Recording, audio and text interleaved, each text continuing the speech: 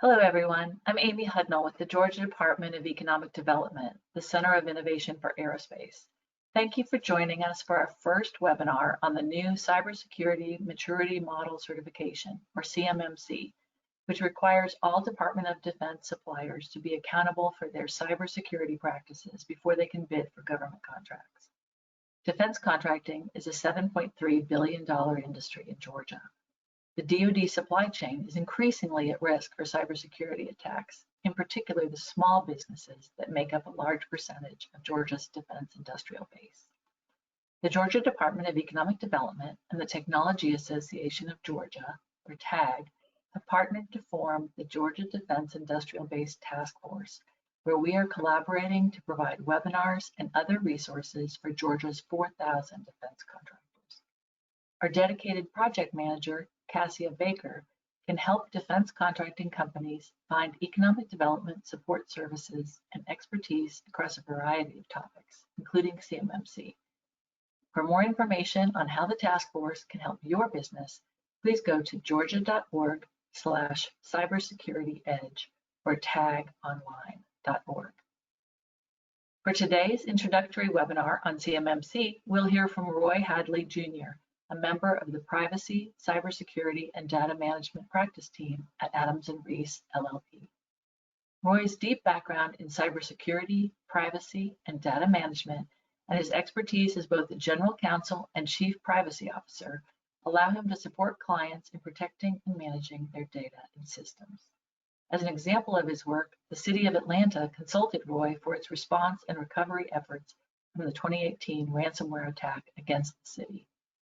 The Georgia House of Representatives recently recognized Roy for his cybersecurity work. Roy serves on the advisory board for the National Technology Security Coalition and chairs the InfoSec Society at TAG. Thank you, Roy, for sharing your expertise with our audience today. And for the audience members, as Roy is speaking, please put your questions in the chat box. Thank you, Amy. I appreciate it.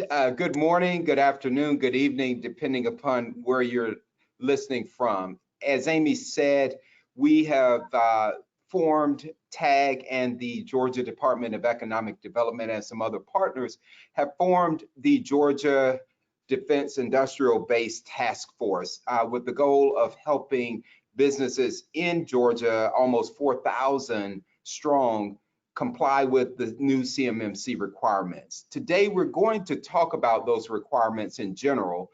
We're going to talk about what CMMC is. We're going to talk about where we are currently with respect to CMMC.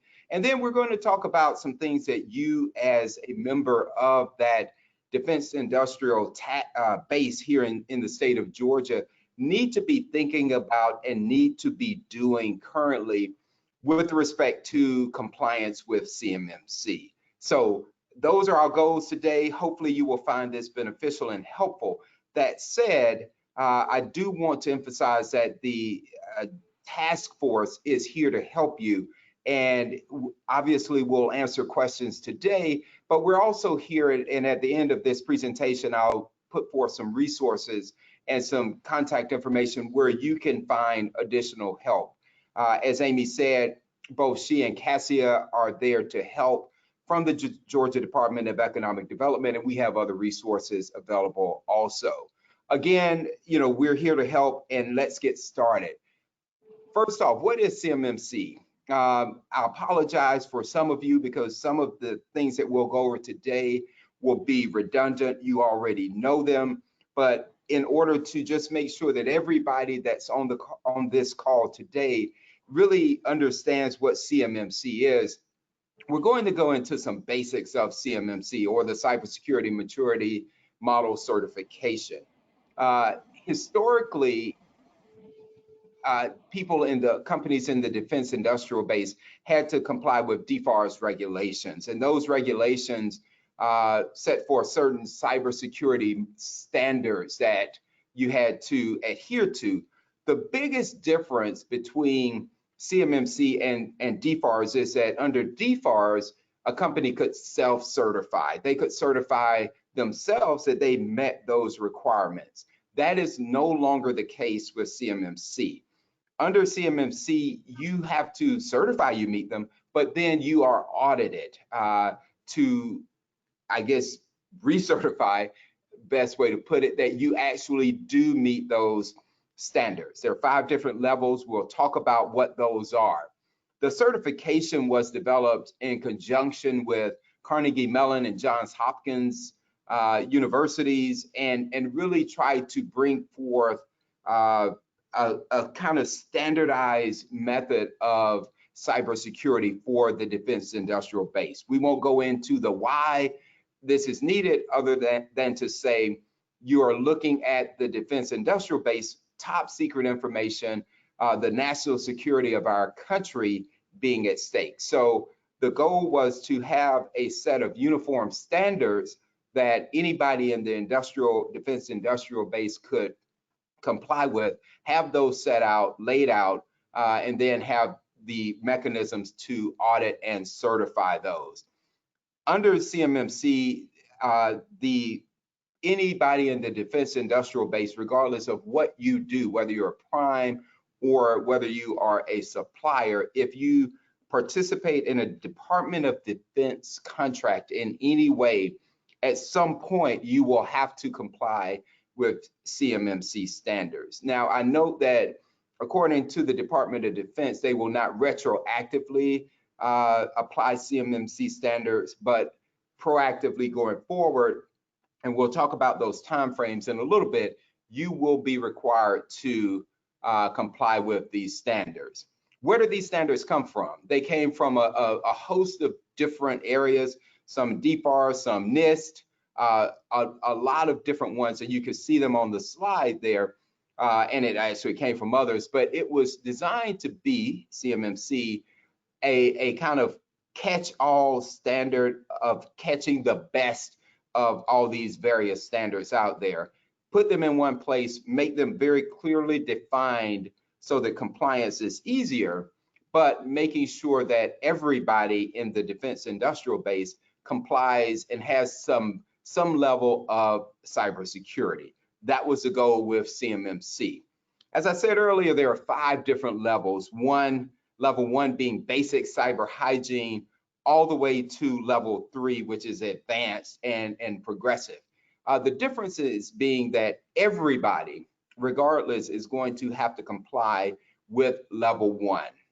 And these levels build on each other. So if you comply with level 2, you've automatically complied with 1.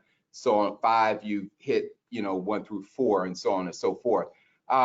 There are some questions around 2 and 4 and what those will mean, but that will become clearer. But level 1 is basic cyber hygiene, just the basic things that you need to do. Level 3 is really almost equal to NIST standards, 800-171. I think sometimes I get my numbers wrong. So if I called out the wrong number, don't get me too hard, but basically equivalent to that. And then levels 4 and 5 are going to be more advanced, high security type arrangements and contracts with the Department of Defense. And so depending upon what you're doing, that will relate to the level of certification that you have to get. And I do note that, you may be a contractor and some things you do may be a level 1, some things you may, do may be a level 3. So it's going to be incumbent upon you to really understand what you're doing and what those requirements are. They are going to come out in the contracts that the DoD puts out starting this fall, and we'll talk about that in a little bit. But now is really the time to think about what you do and where you need to be. Again, everybody is going to be required to meet level 1. So at a minimum, you need to look at those requirements, and those are on the CMMC website, and we'll get those resources to you also. But it's 5 different levels. Now let's talk a little bit about the CMMC accrediting body, also known as CMMC AB. While the Defense Department has put out and promulgated CMMC, they have turned over the compliance and auditing portion and the training portion to a body, a nonprofit body called the CMMC AB, or accreditation body. in a memorandum of understanding signed in March of this year, 2020, CMMC was officially anointed by the Department of Defense. What CMMC AB is going to do is they're going to stand up what are called third-party auditors, and then under that, you're going to have assessors. And we'll talk about those in a little bit. A very recent addition to CMMC AB is a registered provider organization, as well as registered practitioners, and we'll talk about those a little bit also. But the basic structure is that you as a company are going to have to go through, and we call them C3PAOs. Sounds like something from Star Wars, but you have to go through those to get certified and accredited. They'll be doing the auditing with assessors working for them. And so that's what you're going to have to do. These third-party assessment organizations will be trained and certified by CMMC AB. We're not going to go into the particulars of what that training and certification and that process looks like for them, because that's not really going to be relevant to you. What is relevant to you is that there are no certified or accredited C3PAOs out there right now. That is still in process and coming. Hopefully, the goal is to have that this summer sometime. Originally, it was going to be Q2, but it looks like it's going to be sometime early in Q3. Those assessment organizations will be stood up and certified by the CMMC AB. There'll be a marketplace where you as a business can then go find these organizations and set up, for them to come in and help get you certified or to do the audit. Before you do the audit, you probably are going to have to get, all your ducks in a row, and we will talk about that in a little bit also. What is unknown right now, again, none have been certified by CMMC AB, so you can't get certified yet. And also how much it's going to cost has not been set forth by CMMC AB. There will be a cost associated with it. That cost is yet to be determined. I suspect that it will be different for different levels of certification. So obviously a level 1 certification will not cost as much as a level 3, and a level 3 will probably not cost as much as a level 5. That's Roy talking. We shall see what those look like. Who are the assessors? And these assessors, again, work for the C3PAOs. And these assessors are also going to receive a license from CMMC AB, and they'll have training, and they themselves will have to get certified, but the assessors will be the ones that actually come out to your organization and perform the audits and certify that you meet whatever level of certification you require, whether it's 1, 2, 3, 4, or 5. Again, we don't know what those fees are going to look like, but those fees will probably flow through the C3PAOs. So what is the current timeline for CMMC? Again, back in, I think it was January, February, the final version, not the final, but version 1.0 of the CMMC requirements came out. Prior to that, there was version 0.7 and all, but the 1.0 is the one that we're looking at. What I will remind you of is that these things are not static, and we should all look for new updates to version 1.0, maybe 1.1 or something, to come out over time, because as this thing kind of gels up and people are getting assessed and certified, I'm sure that other things will pop up to make it easier, or things that may have been left out will pop up, and so those will be incorporated into future versions of the CMMC model. Again, we're looking for those third-party assessors to be set up sometime early this summer. The Defense Department is going to come out with some new DFARS regulations in the summer of 2020. Most of you will have to comply with those also. So you need to be looking for that. The Defense Department thinks that most of the contracts that they are going to put forth, at least initially, are going to be requiring levels 1 through 3, maybe some 4s and 5s, but most of them are going to be 1 through 3s.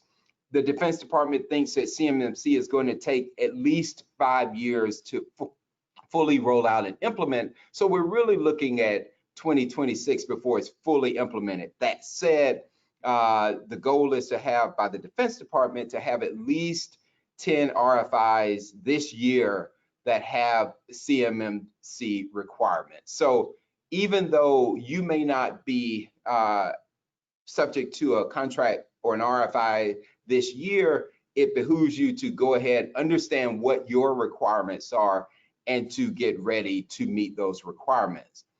Okay, where are we now? You know, you can look at the Defense Department's website, CMMCAB's website, and kind of get those continuous updates. But where we are right now, again, no assessors or C3 PAOs have been formally accredited by the CMMCAB. So you need to, just kind of keep an eye out for that if you think you need to be accredited in order to get participate in a contract this year. The CMMCAB is building those training classes right now for the assessors and for the C3 PAOs. And so those training modules will come out. What I'm hearing is that the plan is for the CMMCAB to have about 60 assessor accreditors done this year and use the training to learn from before they roll it out even wider. But again, once those assessors and C3 PAOs are certified, they'll put them on the website and begin to roll those out. Right now, there are no fines associated with not complying with CMMC standards, levels 1 through 5, but you can't get a contract going forward without meeting those. So, you know, it's almost like a death sentence with respect to Defense Department contracts and CMMC compliance. So you need to comply and really be thinking about that. Again, what are some of the, excuse me, what are some of the unknowns?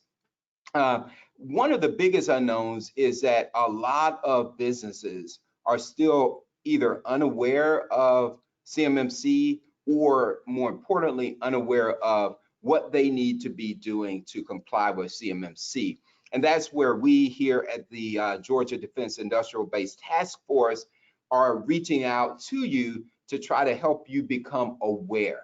A company called Tier 1 Cyber. Now, this was back in November of 2019, so hopefully these numbers have improved somewhat, if not improved dramatically. But back in 2019, near the end, you can see on this slide, some of the numbers really are concerning with respect to CMMC compliance. I'm just going to read some here. You know, 27% of the companies surveyed admitted that they were unprepared for a cyber attack or a cyber breach. 58% were unfamiliar with CMMC. 12% were confident in their vendors. 44% said they're still working to meet NIST 800-171, which is essentially equivalent to a level 3 compliance standard for CMMC. And 41% said their incident response plans were a work in progress. So clearly, a lot of businesses, again, there are 300,000 estimated in the defense industrial base, almost 4,000 here in Georgia, that just don't know about CMMC and don't know about the requirements of CMMC and what they need to do. Some other unknowns, again, how much is it going to cost you, to get certified by one of these assessing agencies, C3 PAOs. Also, what people aren't talking about is, the cost to get ready to be certified. So you don't just say, hey, I'm ready to be certified. You need to have gone through the checklist for whatever levels are relevant to you in CMMC and make sure you comply with those before you go reach out to get certified by one of these auditing agencies, these C3 PAOs. Because if you don't and you don't meet the level requirements, then you're going to have to go back, do the legwork anyway, and potentially have to pay another fee to a C3 PAO that hadn't been determined yet, but you may have to pay again and go through the time. So there's going to be some legwork on the front end before you get to actually trying to get certified. So in addition to the cost of getting certified, the cost of doing the legwork to be ready is also going to be part of what you need to think about, not only the cost, but the time frame, that timeline. Because, and just working back, if you are trying to get on an RFI or a contract that's in October or November of this year, then you're going to have to get certified before then, working back, and depending upon how long it takes an agency to actually come in and certify you. And then you're going to have to work back the timeline to actually be ready for them, to get all your ducks in a row. What we're understanding from the Defense Department, I know a lot of people are saying, well, COVID's out there and that's slowing down the time frame. But I caution you on that thinking, because the Defense Department is, despite COVID, pushing ahead aggressively, some would say, with these time frames and trying to get CMMC rolled out there this year initially, and then follow on year over year. So, those sorts of things we caution you on and say you need to be thinking about that. It's a great segue into our next slide. What do you need to do? What do you need to be thinking about right now? Here are some steps for you to take with respect to CMMC requirements. Again, learn the different requirements for the levels. Try to figure out what level of certification you need, 1 through 5.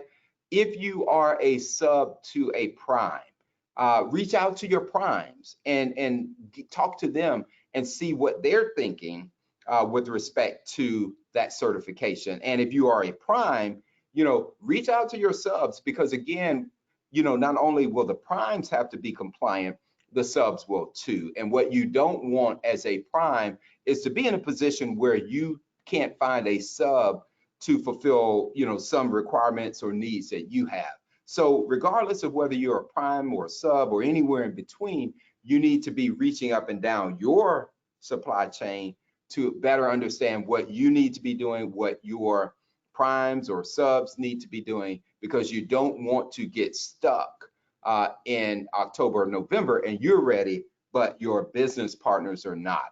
One thing you need to do also is, from that getting ready, that getting your ducks in a row standpoint, determine whether you have the resources to do it in-house or whether you need to outsource it. Bigger companies may have the IT departments, the security departments to implement these things and do it in-house in order to get ready for certification, get ready for a C3 PAO and an assessor to come in and certify that you are compliant. Some companies do not have those internal resources. Now is the time to look at that. And if you don't have those internal resources, now is the time to bring them on board to help you get ready for CMMC compliance. A good thing is to do a readiness assessment and a gap assessment. Understand where you are and where you need to be and what the difference is between those. That's going to be a good thing to help you get ready. NIST puts out a real good checklist for self-compliance with 800-171, and you can find that online, or we can get a copy of it. That's going to kind of roughly equate to level 3, but it's a good kind of starting tool if you're going to do it in-house, or even if you're going to outsource it to help you understand what you need to be doing. Another thing is to implement a cybersecurity monitoring plan. That's going to be for some of the higher levels of compliance, level 4, level 5, but something that you need to be thinking about. And also the developing a system security plan, an SSP. Again, those are higher level things, but things that, if required, are things that you need to be thinking about right now. Some advanced considerations that you need to be doing regardless of what level. Start to document your practices, your cybersecurity practices. What are you doing? How are you doing it? Start to document those so that even if you are doing it internally or outsourcing, you begin to have a document to say, here's what we're doing, so that you can determine what we're doing, what we need to do, and figure out how to close that gap. Also engage with agencies now. If you are level 4, level 5, start talking to the agencies now, because they're going to have a good idea of what's coming with their RFIs, and where that'll give you some foreshadowing of where you need to be. Stay abreast of the latest updates and considerations and what's going on. Again, we here at the Georgia Defense Industrial Base Task Force will do our best. We have a blog that's accessible on our website that kind of will give you updates, but it's very important, critically important, you might say, for you to stay abreast of what's going on. So for example, just yesterday, the RPOs came out, and for the CMMC AB, RPOs are organizations that are going to be certified. They can't go out and audit you. They are non-technical, but what those organizations are going to be are the ones that can help you to navigate this CMMC. They just set out some standards for those just this week. So, it's important for you to stay abreast of what's happening. Again, stay flexible, because these things will change. We're working on version 1.0, CMMC framework version 1.0, but there will be updates to it. There will be changes to it that will come. And so it's going to be important for you to know what those are, but also have the flexibility to meet those updates as they come, because as they come, those new requirements will be in the DoD's RFIs and RFQs and those sorts of things. So flexibility, agility will be the utmost importance. Again, just some recent updates, a few more.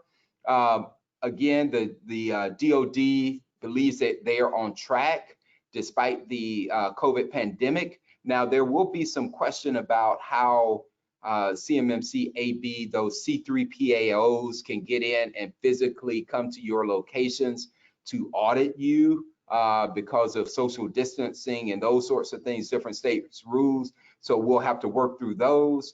But again, according to the DoD, they're pushing ahead. They're thinking, the DoD, that the first batch, first of 10 in 2020, will come out within the next 45 days that have CMMC requirements. We obviously will keep an eye out on those, but it behooves you, if you think that they will be relevant to you, to keep an eye out for them. One thing that also came out recently is that commercial off-the-shelf software will not be subject to CMMC at the current time. So if you are a provider of commercial off-the-shelf software, you won't have to meet any CMMC requirements. That said, that may change in the future. And level 1, which is just basic cyber hygiene, is probably a good place to get to anyway, because again, while you aren't subject to it right now, you may be in the future.